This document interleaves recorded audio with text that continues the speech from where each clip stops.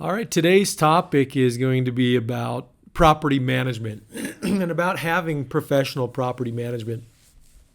Had an interesting news story, really disturbing actually, and it hits a little close to home this week, where a tenant in southern Utah got in an altercation with his landlord and ended up getting a shotgun and shooting the landlord twice and killed the landlord. This is the second instance of this going on in Utah in the last few months. Happened to another landlord up in Salt Lake. And there's been other news stories where landlords have been threatened, abused, beat up, whatever. And so very, very concerning to see that in the news this week. Yeah, it sure is. And, it was just over, I think, last winter time, there was a realtor, a real popular guy, a realtor associate. And, he went to try to solve a dispute between tenants, and it ended really badly. And that was really a high-profile case. So what are we doing today, Jared? Are we trying to scare people from from managing their rental properties? No, but it is a reality, I think, that property managers do face, that there are some very volatile situations. And we've encountered them over the years.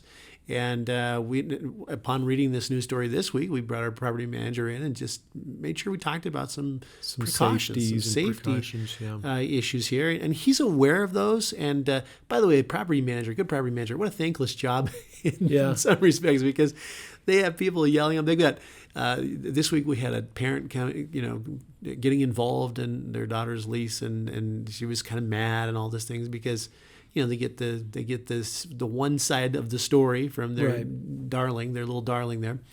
And so we sort of deal with a lot of interesting situations, but it can become dangerous to be a landlord. And it's not a laughing matter. It's just that we just have a lot of stories we could share. But that's not the point of today. Today we're kind of going to go over why you should really consider hiring a property manager. Yeah. We've said this before on this show. I mean, we want to help people invest in real estate, and we don't want them to become landlords. I mean, landlording is a low payout activity. Yeah. It's draining in a number of different ways, and it can cause a lot of discouragement for our investor clients, so much so that they may not want to buy additional properties, or they may want to sell their properties, which I think is a big mistake in a lot of cases. And so, what we want people to understand is that when they're investing in real estate, we want them to feel comfortable turning it over to a property manager. And so we have today the top 10 reasons to hire not only a property manager, but I want to emphasize hiring a great property manager. Because there's a difference. A lot of property managers out there, just like realtors, loan officers, insurance people, whatever. There's always those that are sort of at the bottom of the industry. They're not professional, they're not ethical, and they're going to cause a lot of headaches for you, where they're supposed to be taking a lot of the stress of owning this property off your shoulders. Yeah. In some cases, they can put more stress on your shoulders. Yeah, and so today, top 10 reasons to hire a great property manager. This is actually on our website. We sat down many years ago and came up with this list here. There are a lot more than 10 reasons, by the way. Sure. But we came up with this, and you can actually find it on our website. Maybe we could attach it to the post here. But you got to read through this. It's clear, it's concise, it builds a very good case on what it is that you want to do with your rental properties going forward. Yeah. Well, so let's start with the very first one, Jared. Well, the first one is filling vacancies. It's very time consuming to turn over a property. And so when you got to advertise it, you got to take phone calls, you got to show the rental. It's a lot of effort. And you got to keep this advertising fresh all the time. People are calling you day or night on the weekends. And you set something up with them and they don't show up. Or you get to the property on time and they're calling you 5 minutes after that time and saying, hey, I'm 30 minutes late. So, if you've got a couple of different vacancies at any given time, I mean, just those two vacancies can cause a lot of time to be spent on that. Yeah. You really want to have a property manager who's got multiple different ways to advertise, and who has other vacancies out there that's maybe somebody's calling on one home and it's not quite right for them, but they say, hey, look, we've got this home that I think would fit your needs. It sounds like it's more what you're looking for. And so we've always got people calling in to look for a rental. And so that really does help to facilitate filling vacancies even for other owners. Yeah. So I think that's a big one. We don't have a magic wand per se, but again, to have a dedicated full-time effort to filling that vacancy is going to fill it quicker, hopefully for more money and with a better tenant. Yeah. And that's where it starts, guys. We can't have vacancies on our rental properties. It hurts too much. So you want to stop that, stop the bleeding. If you've got a payment on that rental property, you want to stop that right away. Yeah. And I've seen a lot of people just not get to it. They just don't get to it. They have other things to do in their life. They do. And you know what, just another point on that too is that a good property manager is in the market, every day. They know what things are renting for. They know what the market's going to do. They know what's going to happen with the market. Sometimes it slows down. And so, when you have a vacancy come up once a year, you really aren't plugged into the market. Like a property manager is. And so I think that market knowledge, being in the market consistently, is really important, and it's going to be very helpful in filling that vacancy. Yeah. Next one's tenant screening, which is something we just really pride ourselves on doing, because bad tenants can cost you thousands of dollars in lost rent. Yeah. And maybe even they do damage, and maybe there's legal fees. So bad tenants are really... they take the fun out of owning rental properties. Whereas good tenants, man, it just becomes a dream. It's a cash cow. It's a machine. You're printing money when you got good tenants that stay there for a very long time. Yeah, you're absolutely right. And in fact, Justin, you haven't had a chance to take a look at it, but I did do a podcast or some training to help people go through our system of screening tenants. Well, I think that's the podcast you did without me, and I think you were in here for a good solid 45 minutes. I went pretty deep into it. So it's a huge topic. Yeah, I think subject. people will appreciate what I've done with that. So look for that episode coming soon. May already be out by the time you listen to this one, but feel free to look up that episode. And if you're struggling with that or have questions about that, I think you're going to find a lot of answers in that podcast. But, we are very careful to scrutinize our tenants. And we post online what our criteria are. And just having that criteria and just knowing that there's a professional management company involved is enough actually to scare away bad tenants. And it really does and can scare away those tenants that are professional tenants, because they know that they're going to have a credit check pulled, a background check pulled, landlord references are going to be checked. I mean, there's a lot of different things we do. And so a bad tenant, a lot of times, is just not even going to apply. Whereas if they see that it's, Mr.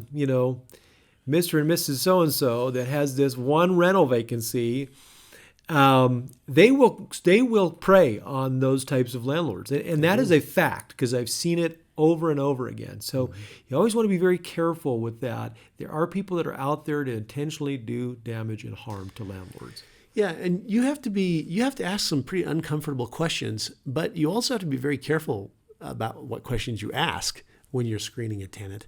And, just briefly, maybe just go through, I know you just unpacked all of that for 45 minutes, another podcast, but just briefly, what are we doing to screen tenants? So, we have some tools that we have that most landlords are not using. Credit check, criminal background check. We are talking to their current landlord and their past landlords. We are verifying employment. We're going to look at their monthly debt, add in the proposed rental payment, and calculate their debt-to-income ratio. It's really important.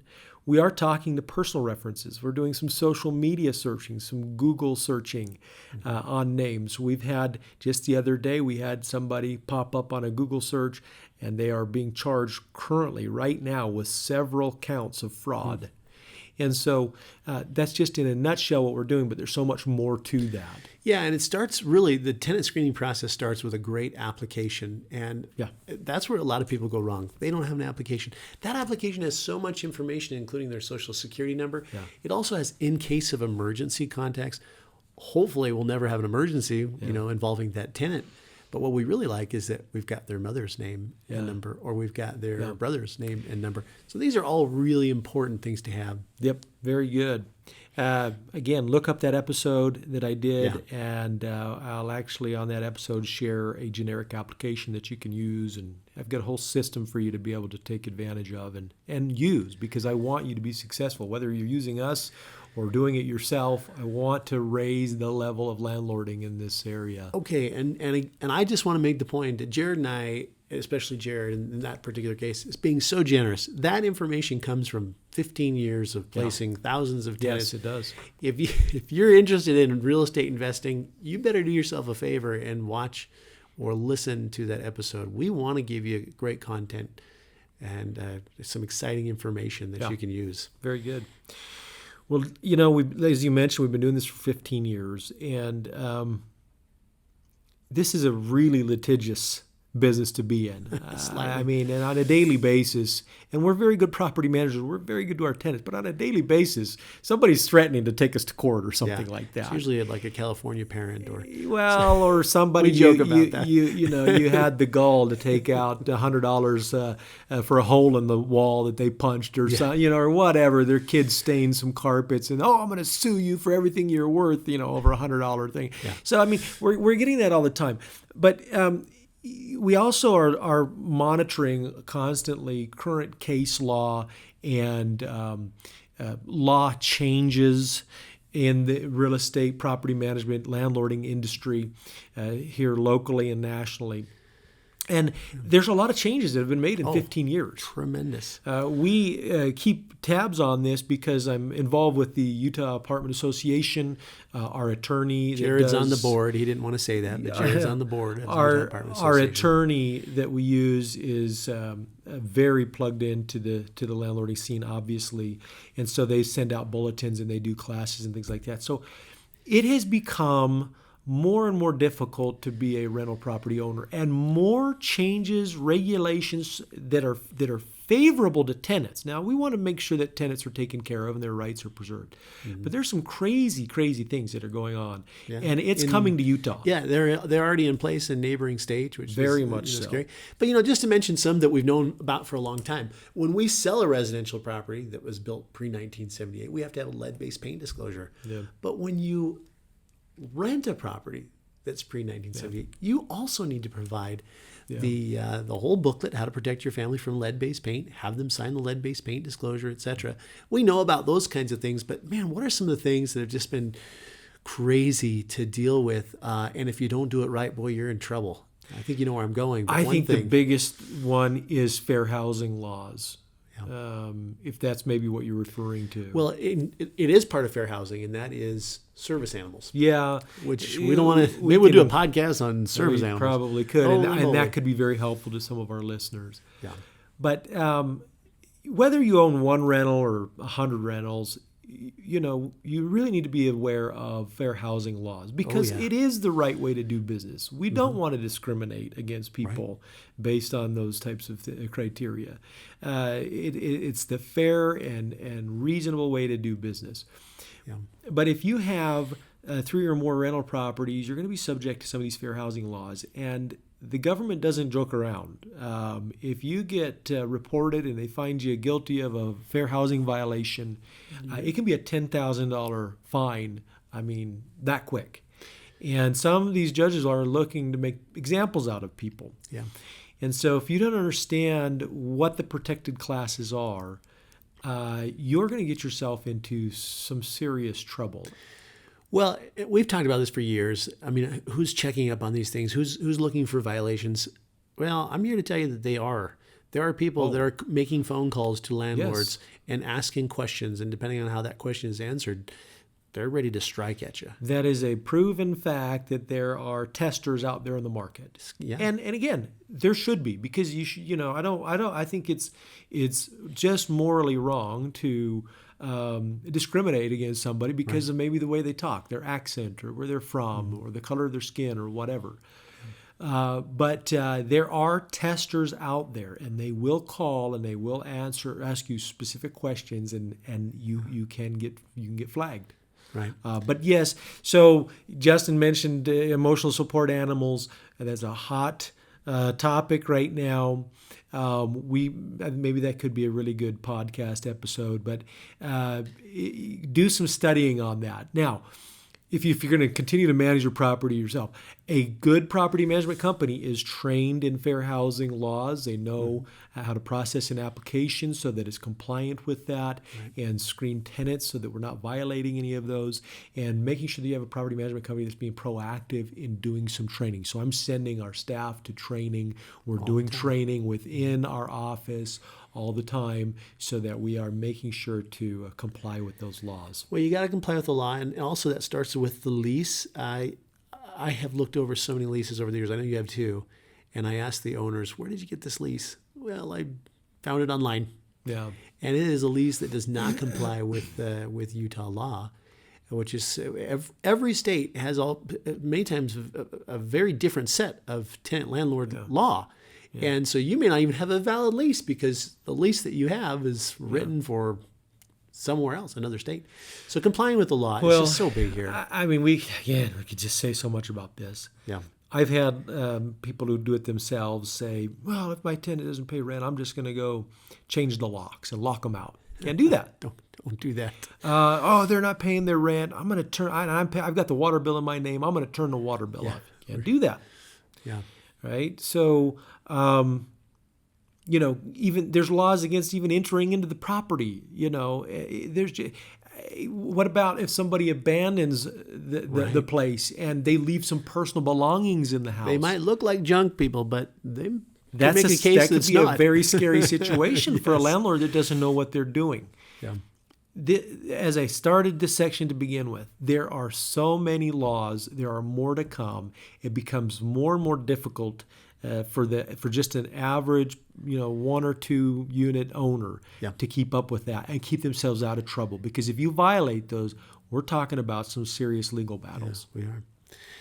Well, let's move on to rent collection, which, boy, that's a good day. When the rent comes in, everybody's on time. Yeah. It's awesome. There's a lot of accounting that has to happen with the rents that come in. Let's just pretend, because it doesn't happen very often, does it, that people are a little late on their rent. It does. It happens. We know it that. happens, and it even happens to a lot of our good tenants Very who good just had a tenants. transmission that went out, or they had a medical bill or something like that. And so what do you do in that situation? I come across landlords all the time who say to me, "Hey, I've really got a bad situation here. Maybe you can help me. My tenant hasn't paid rent for 6 months." Oh, my goodness. And they don't know what to do, or they've been trying to evict them for 6 months. By the way, that is that accounts for years and years and years of professional property management services. Oh, right my goodness, there. yes. I mean, you could have paid a property management fee for a long time. So, we have a system around here. When it's time at the beginning of the month to collect rents.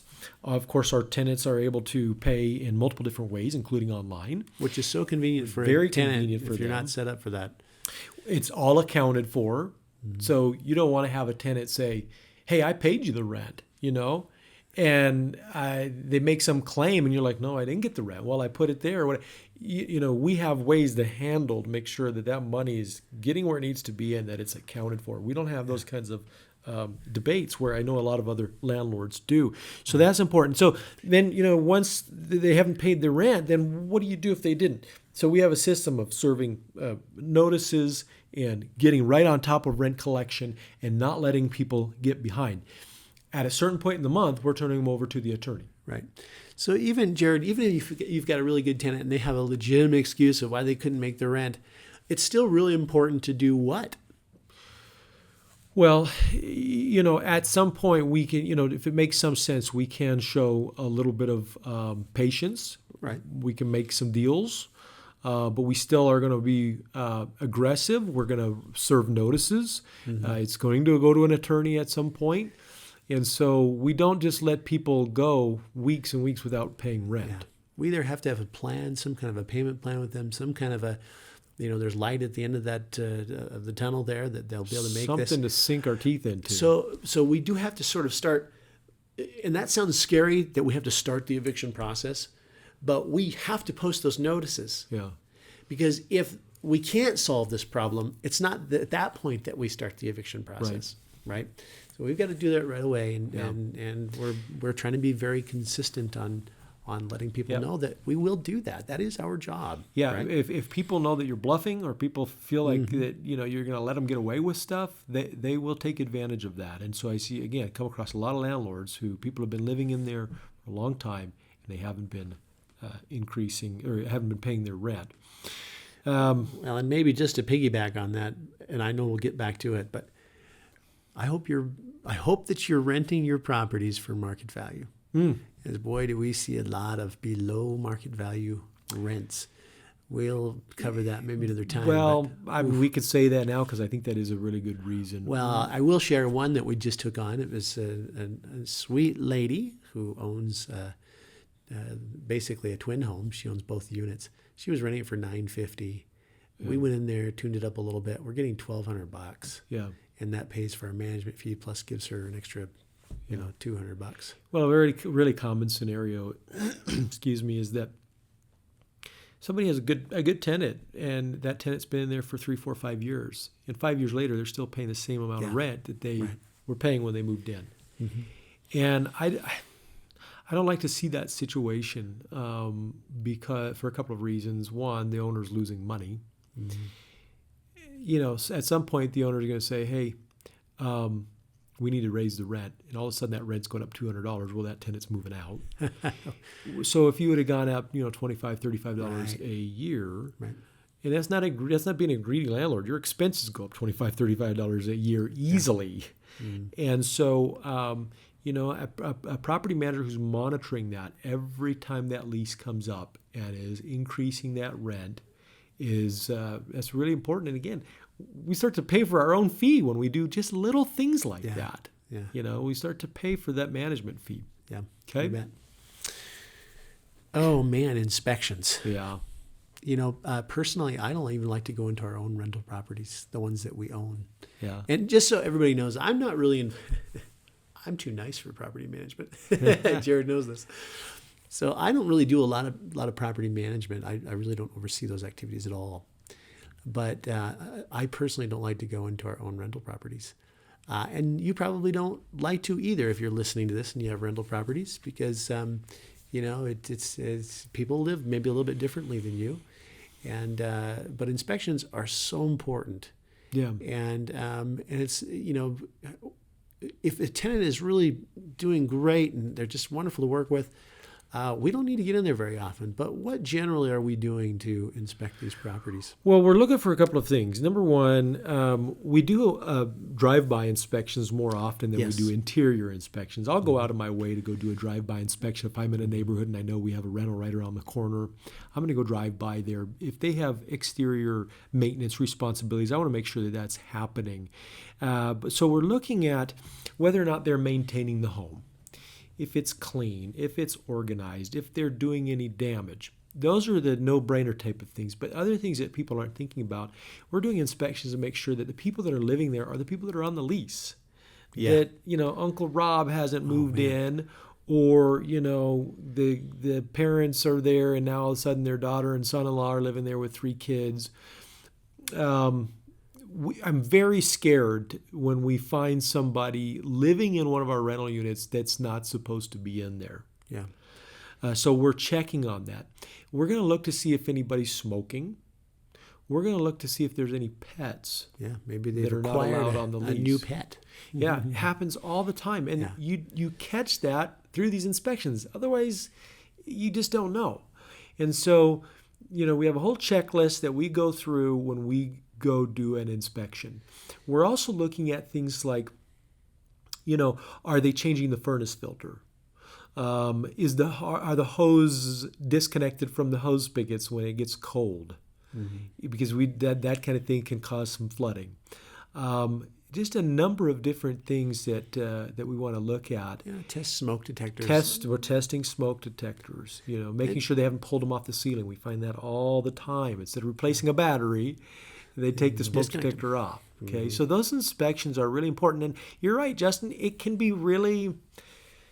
awkward for a landlord to go through somebody's home and to do it professionally, and then to take any kind of corrective action that is needed. That can be the most I've had to difficult. tell people flat out, hey, and I know I'm trying not to be a jerk about it, but you're not maintaining this property at the level that we expect, Yeah. you need to clean up.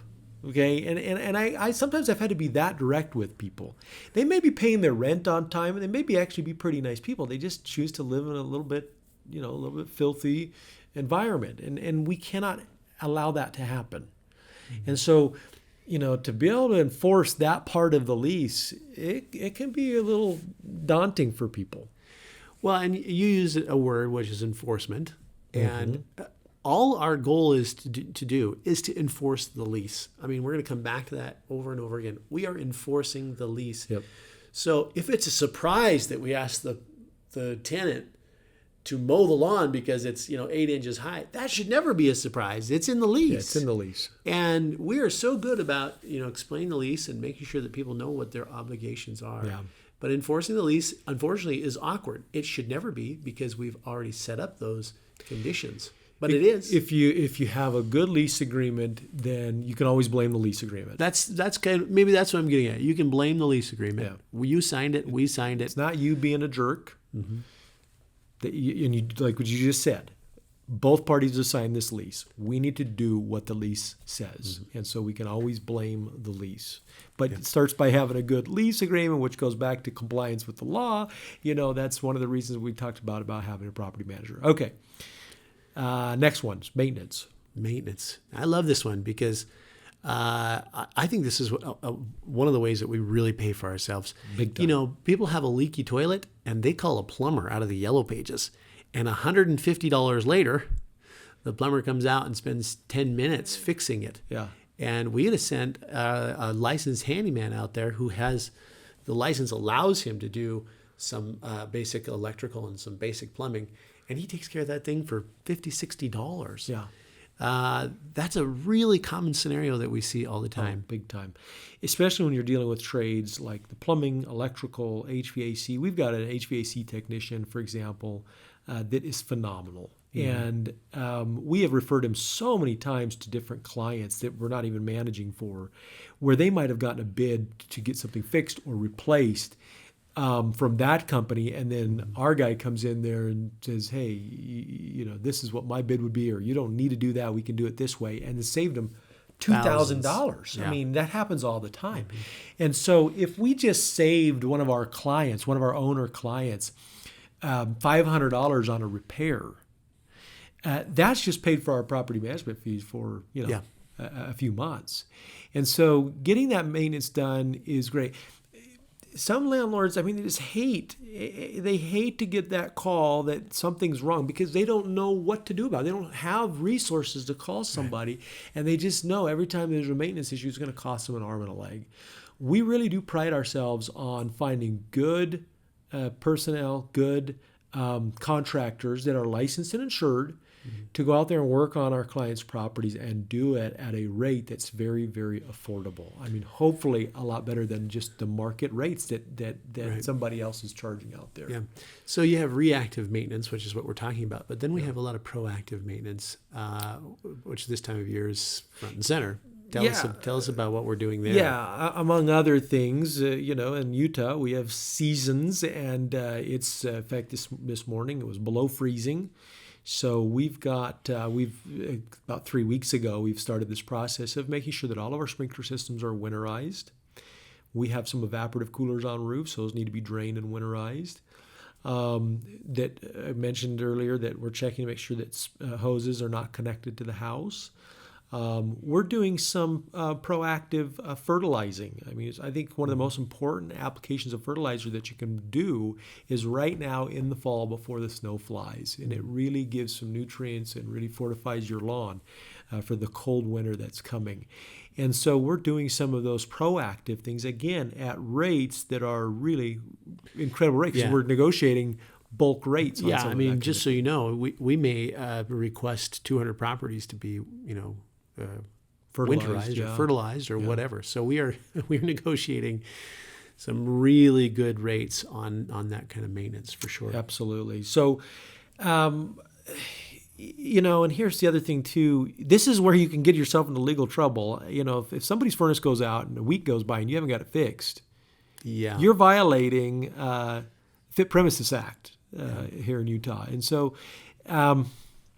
we get right on top of things. We don't want to let things fester. I've seen landlords let leaks not get fixed, and all of a sudden now there's $2,000 worth of damage because water's coming through the basement ceiling. Yeah. So we want to be right on top of this kind of stuff. And if you do that and you take that approach, you're going to save a lot of money. Yeah. So I think that's a point worth making there. Middle of the night calls. All hours of the night. It's not like it's happening every week or something like that. But I've responded to apartment fires at midnight. Responded to flooding 3 o'clock in the morning. Like a foot of water in the basement. I think we had a carbon monoxide issue. We've had a carbon monoxide issue. It's very scary. Many years ago. Yeah. And it's uncanny. Thanksgiving, Christmas. Maintenance knows no holidays, right? These problems come up all the time.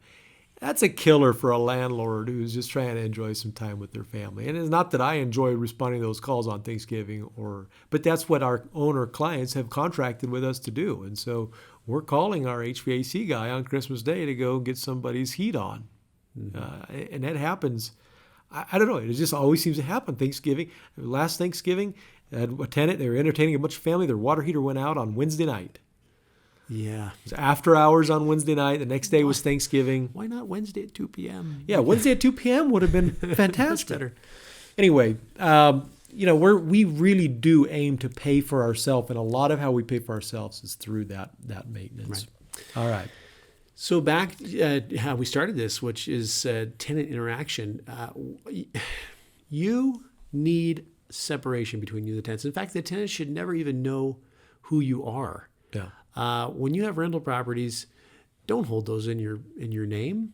Don't say Justin Showers LLC and put some properties in there. Don't be vain.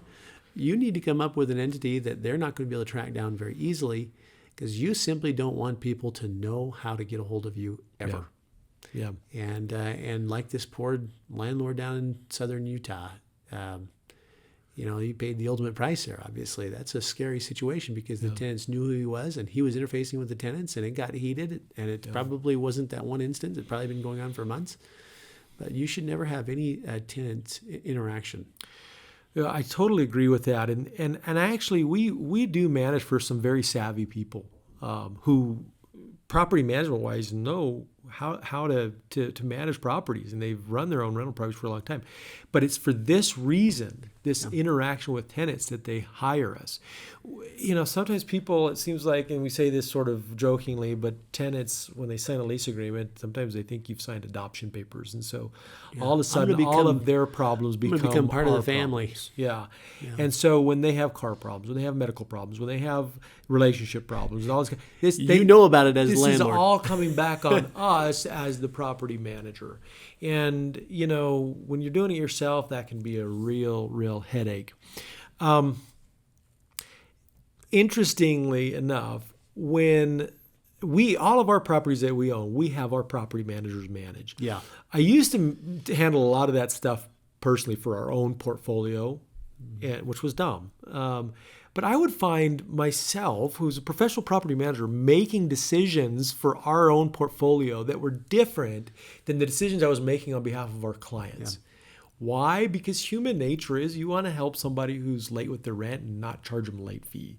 Right. Or let them move in to the rental 3 days, 4 days earlier than the lease starts. You want to be the good guy, and so you actually, just human nature, to have that wall, that separation between you and your tenant is so critical. And I'm telling you, you will lose money if you don't maintain that separation. Yeah. Because you're not going to enforce maybe a fee that you charge for a late fee, or a service of notice fee, or prorated rent. Start waiving fees. Or this, they didn't leave the place very clean, but you don't want to ruffle feathers. And so you go in and you clean it yourself, or you hire somebody to clean it, costs you $200, and you don't charge that to the tenant when clearly it should have been charged to the tenant. People want to, just having that separation is so critical. Well, property managers have to have a very special personality. They have to learn to see things a little more black and white. And this is a violation of the lease. I've got to enforce this. I've got a job I to have do. a job to do. If I don't do it, my kids don't eat because this is how I make a living. Can you see how powerful that position is when you're trying to deal with a tenant rather? And by the way, I love this that tenants think, this guy has a rental property. He must be rich. Yeah. Right? And the reality is many of our investors are not rich. They're on their way to becoming wealthy through real estate, but they're not rich. Yeah. And so they've got to get that rent, and a good property manager is going to get it for them. Well, and I like a couple of things you said there. We are contractually obligated to our owner clients. We don't represent the tenant. We represent our owner clients. And so we have a job to do. There's a lease agreement that we need to enforce. We're contractually obligated to represent our owner's interests. And so it's coming at property management from a totally different perspective than if you own that property. And if the tenant knows you own that property, then they know it's you saying no to their request to allow their puppy for Christmas or something like that, All right. So to piggyback on that, the next subject is tenant relations and how important it is to keep a great tenant. And you just said that we have a responsibility to our owners, but we have this idea that we want to offer amazing customer service to our tenants. And there's a reason for that. Well, the reason is that tenant turnover is going to be one of your most costly, if not the most costly expense. And so people don't like to move. But when our industry does surveys as to why people move, one of the biggest reasons is they don't get along with the landlord, or their landlord's not responsive. They're not taking care of maintenance. They're not holding up their end of the bargain. And so providing that customer service to our tenants, again, we represent the owners, but we still owe customer service. They're still our customers, the tenants. Yeah. So we want to make sure that they're treated fairly, respectfully, that we're getting on top of maintenance, that we're handling their concerns, because we are motivated to do that out of good business practice, out of making sure to keep people there, renewing their lease year after year. Yeah, we love it when people call us and say, hey, it's time for us to renew our lease. What do we need to do? And then we just send the paperwork out. It's seamless. I just love it. And what a great feeling that is to keep a good tenant happy and they're in place for a long time. Absolutely. Good. All right. So accounting. You've really got to track your expenses and your income very carefully. Your accountant will sure appreciate it if you do, because that helps them get you the most out of any kind of deduction that you're entitled to. Yeah. So accounting for those funds is super important. It is, and we do things like pay maintenance, so you're not having to cut checks for maintenance. We're paying, in some cases, I don't like to pay HOA fees. In fact, as an owner, I don't want my HOA fee paid by my property manager because same like with a mortgage. I would never trust somebody to pay. I don't want to trust pay somebody my mortgage with those kinds of payments. But occasionally we'll have to pay an HOA. I get some older clients that just are not capable sometimes of making those payments, so we've agreed to pay those. So there's some of the accounting functions there. I have some rentals and have had some rentals in the past where I'm actually not running them through our property manager, even though I just kind of said that. But I've got a couple of them that come to mind, for example, and I'm keeping a track on a spreadsheet. And sometimes I'm not very good at bookkeeping those kinds of things. And so I have to go back every few months and I have to make sure that I've done it correctly. And sometimes I'm like, oh, what did they, when did they pay that? And how much did they pay there? And we make it a lot easier, right? So we have really good software that we pay about $1,000 a month to use. Mm-hmm. And it tracks all of this income and all of the expenses. And so at the end of the year, actually every month, our clients are getting a statement that shows any expenses, income coming in. And then at the end of the year, they're getting a statement so that they can hand that over to their accountant. And so it makes tax time really quick, very simple for them. Right. And so I just think this accounting piece is really important. Well, yeah, it makes things so much more convenient for the owner. If we have an issue and there's 2 or 3 contractors need to go out there and they all have 3 different bills, you as an owner are not paying, cutting 3 separate checks. We're cutting the checks to those contractors and then you're going to see that reflected in your monthly statement. And in fact, you won't even have to cut a check to us because we'll just take it out of the rent proceeds. So that just makes things so much easier for you, and everybody gets paid. And by the way, that is one of the reasons why we have such good rates from our contractors, because they know they'll get paid and quickly. Absolutely, yeah. What's your time worth, Justin? I mean, this is, you've got a business you're running, your clients, you got ways to make money, you've got your family, you've got church responsibilities. I mean, there's so much demand on your time. Yeah.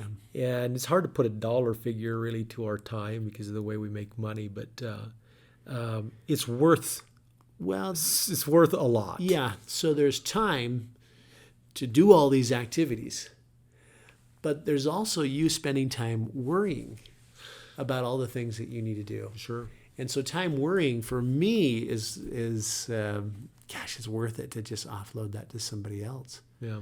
So, you got into investing in real estate with the idea of becoming a real estate investor. Yeah. Nobody has ever said, I want to become a landlord. It is not a profession. It is not something you want to do.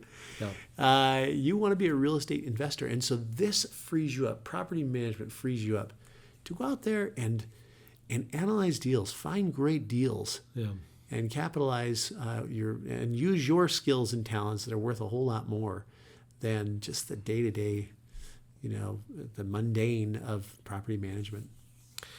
It's not worth your time. Yeah. You've got to put some value on your time, and you've got to put some value on spending your time on things that are important, like your families, like your church responsibility, community engagement, those kinds of things. And we only have so much of it in our day. And so to pay whatever the property management fee is well worth it. Yeah. And so but a lot of people I come across, they just don't understand this concept. Well, they just don't understand this concept. And it's surprising me how little they value their time. Sure. And just for example, we actually come across a lot of realtors out there that are managing 5 or 6 properties. Yeah. And I think, man, that cannot be worth your time. Not worth it. You have to manage 100 properties in order to afford the best software, to negotiate great rates with contractors, to have a little clout, in other words, to hire a staff, the bookkeeper. We get economies because we manage so many properties. Yeah. And you just don't get those for 10 units. It's just not worth it. Yeah. Well, those are some reasons to hire a property manager. I think those are strong, compelling reasons to hire a great property manager. And, I just love that we can put our own properties into our system, and our property managers take care of those things. And, we get people involved, our clients involved when important decisions come up. I mean, Good point. We're certainly making sure that they're being communicated to, and when maintenance issues come up, vacancies come up. But so there still is some involvement, and there should be from our owners. But it's amazing when things are going well that month after month after month, they're just receiving what we call mailbox money, although it doesn't come in the mail anymore. We direct deposit it into our clients' accounts. But they're just receiving that money every month. And they may do a little bit of accounting at the end of the year, and other than that, it's a hands-free, passive business that they've got. Beautiful thing. Beautiful thing. Well, I think it was a great discussion. Thank you guys for tuning in. I hope you're enjoying all the content.